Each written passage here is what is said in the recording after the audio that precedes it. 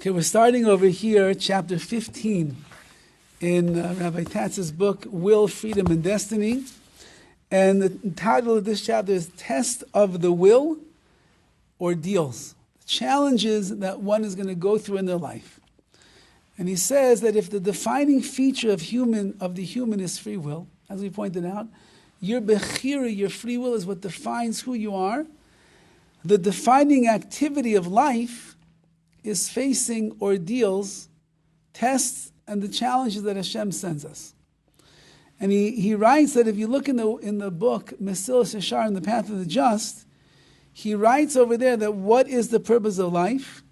The purpose of life is to perform his mitzvahs, to serve Hashem, and oime b'nisayon, and to withstand the challenges that HaKadosh Baruch Hu sends you. That means that ordeals are the battles of the war of free will. The ordeals, again, the challenges that we go through are the battles of the war of free will. So as long as you are fighting it out, you can be guaranteed that you're using your free will. If you're not battling, you're not fighting, so then there's no battle, there's no war. Right? When you get released from Gaza, you're no longer fighting. Now you might have a lot in your mind, and your nerves might be shot after being there for such a long time. But you're no longer in the battlefield. Yesterday when you were in the battlefield, and there were guns, and there was ammunition, and there were bombs, and there were RPGs, and there was all that was going on, you were in the battlefield and you were fighting for your life. But once you're off the field, you're not fighting for your life anymore. So the same thing over here. When do you know that you're using your free will? As long as you are on the battlefield. But if you're not on the battlefield, then there's no choice. So as we're going to see, this is a major part of who we are and how we're becoming who we're supposed to be. He says that ordeals, nisyonos, as we call them, challenges, do more than allow the expression of free will. They nurture its growth. And we tend to look at any sign, a challenge that Hashem has sent us in our life. It's a hassle. It's a hassle, and it's a burden, and it's bothersome, and it's ruining my day. But Reb Tatz is saying, no. It's the thing itself that nurtures your growth. Do you want to grow? Do you want to become better? Do you want to become greater? Do you want to become someone that is fulfilling their potential and their purpose in this world? Well, if your life would not have challenges, you're never going to get there. Every challenge, as he writes, an ordeal is an opportunity to raise the point of freedom. You're raising your point of free will by overcoming this challenge, as we're going to see. Since success in facing an ordeal strengthens the will, it must lead to a more difficult ordeal if the will's power is to remain appropriate for its challenges.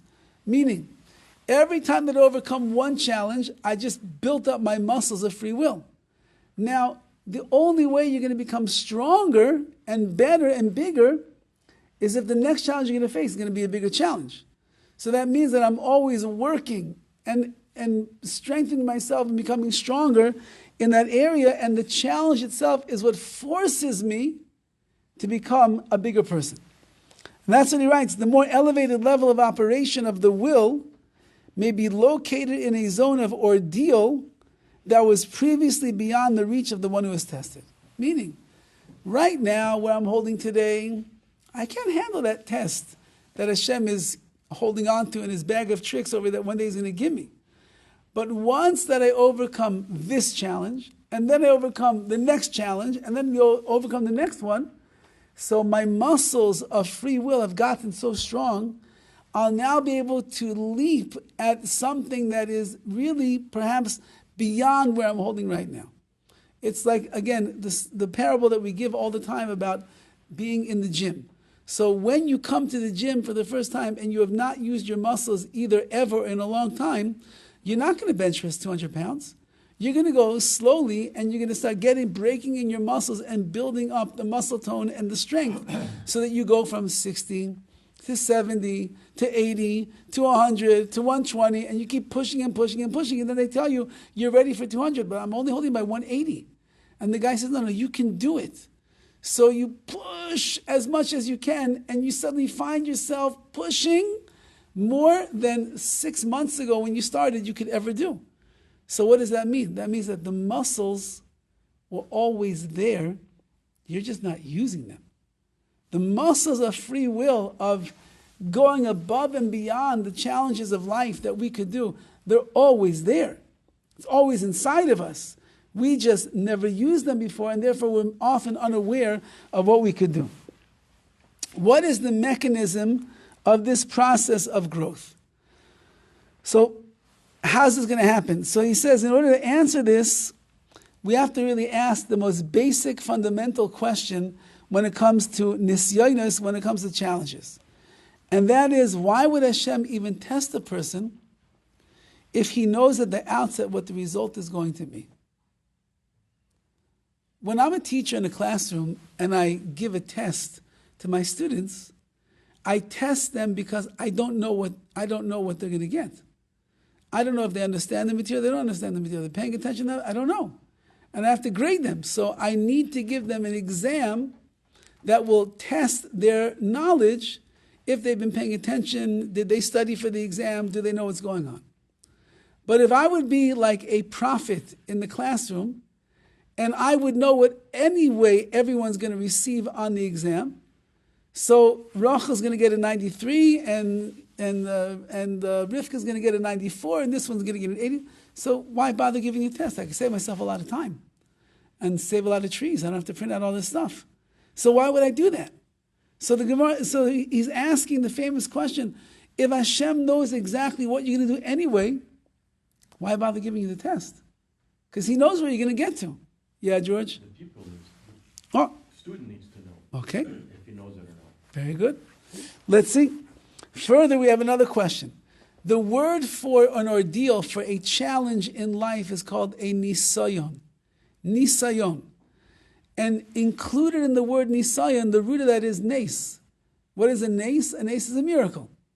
So he's asking over here, which part of the nisayon, of the challenge that you're going through, is so miraculous? Remember, if Hashem is the one that is sending you the challenge, we assume that He only sent us the challenge that we were able to overcome. Correct? We have a famous concept like this.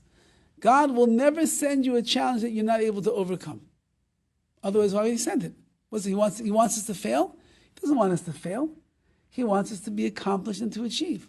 So He'll never send us a nisayon that we cannot overcome. Okay, so that means that you already have all the powers inside of you to overcome the nisayon, the challenge. So where's the miracle? Miracle is something that's beyond the laws of nature. It's not beyond the laws of nature. You have inside of you the wherewithal to overcome this challenge. That's why God's sending you this challenge. He didn't send it to somebody else, sent it to you, because you have the power to be able to do it. So now I overcame the challenge. Shkayach, you did what you're supposed to do. And you were able to because Hashem gave you the powers beforehand to be able to do it. So where is the miracle in such a thing? And if you want to say that God would end up sending us a challenge that's above what we can handle, so then we're for sure going to fail, and then we can't be held accountable for failing the test. And yet we know that we are held accountable. If I fail a test, it's my fault. It's not God's fault, it's my fault.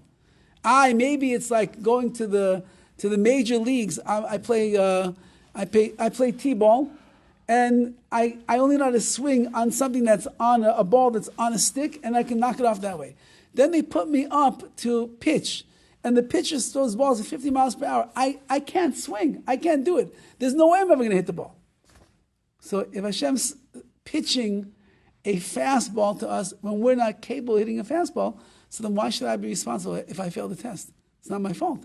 It's Hashem's fault.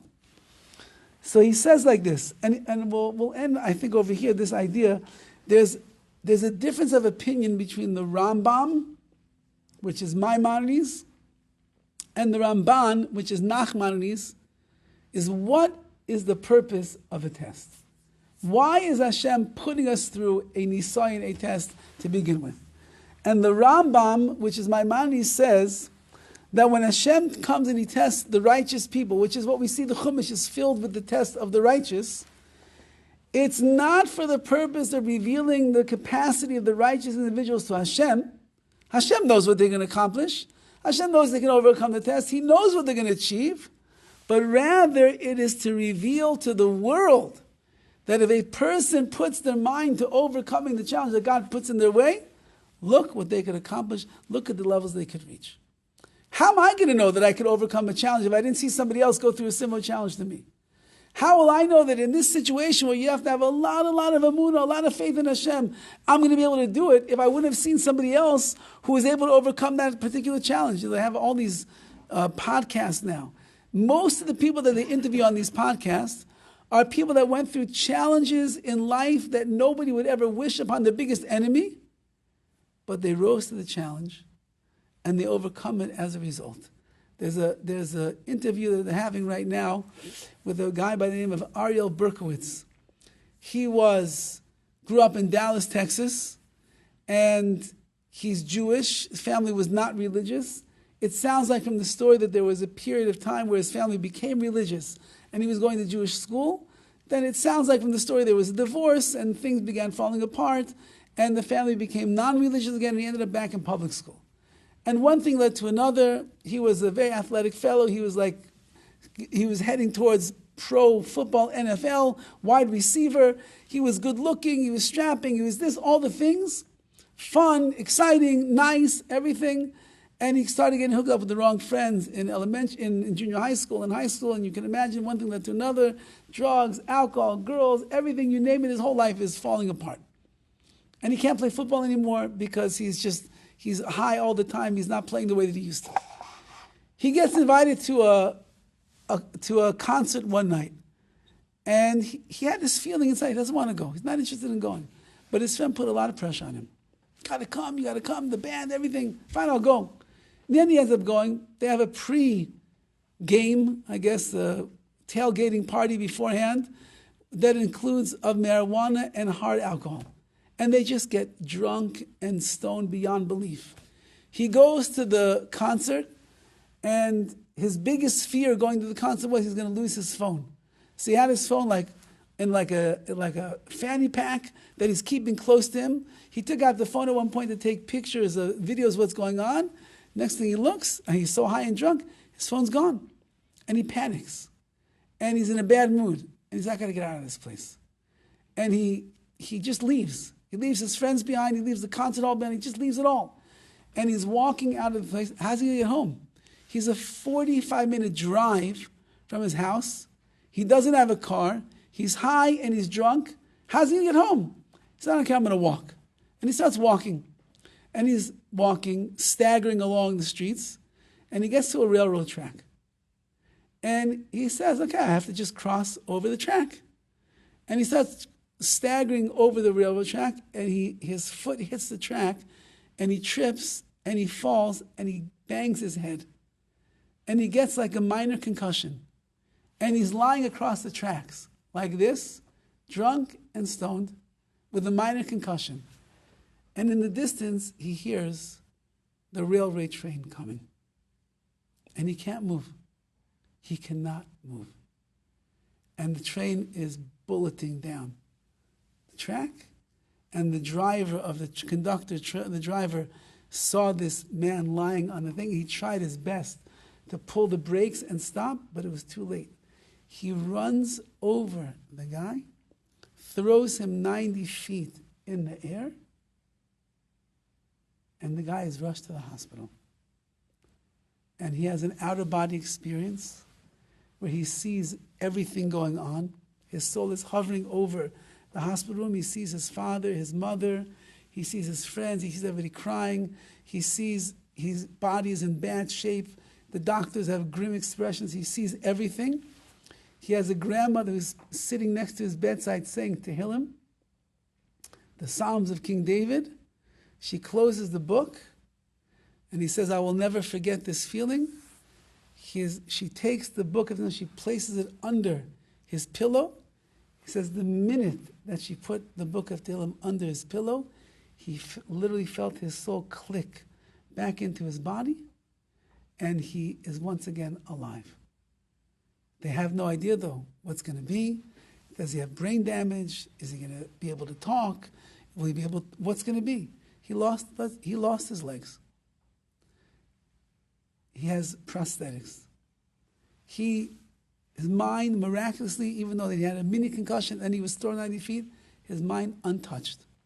To make a long story short, he began going through his life, and one thing led to another. He had a friend who also had a rough background and ended up starting to become religious, and he eventually became religious himself.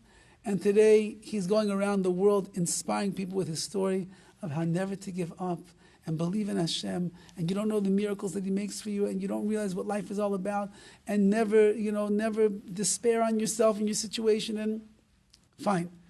The interviewer asked him, if you could press rewind, and you could go back to that night, and your friends were putting pressure on you to come to the concert, and you didn't want to go, and you could pause the story at that moment and say, I'm not going, and you didn't go. Now, you don't know what would have happened the rest of your life. You don't know what would have been, but you'd still have legs. You would maybe had more of a quote-unquote normal kind of... You could have chosen something else. Would you press rewind and change the course that your life took? The guy did not even pause for a second. And he said, never. He said, the relationship that I have with God as a result of the ordeals that He put me through in my life is something that I would not trade in for anything in the world, even a pair of legs. And that's what he's saying over here. That the Rambam is saying, why does Hashem put people through challenges in life? So that when you will overcome your challenge, when you will overcome your ordeal, you will make a statement to the world. Other people will learn from you.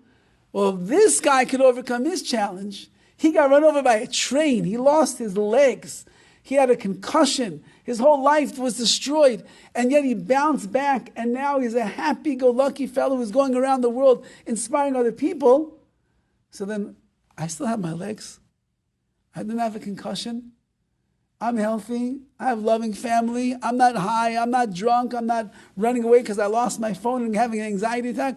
I'm a regular person. I have nisyonis. I have challenges. If this guy could get through the challenges and be happy that he has the challenges, then I could overcome my challenges also. And that's what the Rambam says over here. When a great person overcomes a fearsome ordeal, he becomes a spiritual leader. He demonstrates greatness of character and spirit to those who witness what he has done. That's the Rambam. The Ramban says another side of the coin. The Ramban says it brings out another aspect when you go through a challenge. When an individual is tested and succeeds, he's not revealing his capacity for greatness to Hashem or to the world. Rather, like George was saying, he's revealing it to himself. I had no idea what I was able to accomplish. I have no idea what I was able to achieve. I had no idea I could overcome such a harrowing challenge in my life. And HaKadosh Baruch Hu gave it to me, and now I say I could overcome it. Hashem knows what the individual could achieve and what he will achieve, but the individual himself does not. You have no idea. When you went to the gym and you started bench pressing 50 pounds, you knew you were going to get to 200? You had no idea. We have guys in the shul, they run marathons. When they started jogging 2 miles and 3 miles and they knew they were going to get 26.2 miles, they had no, maybe they had a dream, but they had no idea they're going to be able to actually have the stamina to do such a thing. They had no idea.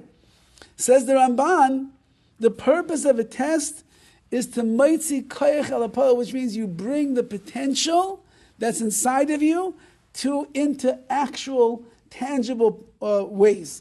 A test forces latent greatness into realization. It means the force that which you have inside of you, which you did not know that you have, it comes to fruition, it becomes real, it expresses itself as a result of the challenges you go through. So that's why Hashem made a world of challenges, because that's the only way you can become great. You can't be born great. You can't be born with everything, then you did nothing. You're just a robot. Hashem doesn't want robots. He wants human beings that work on themselves and become greater. And as a result of that, so we reach greatness. And that's really something that I'm sure that everybody had challenges this year, and we didn't overcome every single one. But certainly there are some that we passed with flying colors, and we became stronger and greater as a result. That's something that we have to show to HaKadosh Baruch Hu at the end of the day on Rosh Hashanah. Whatever challenge you went through and you overcame, that's a great merit that will stand on our behalf. Is that why I had so many circuits?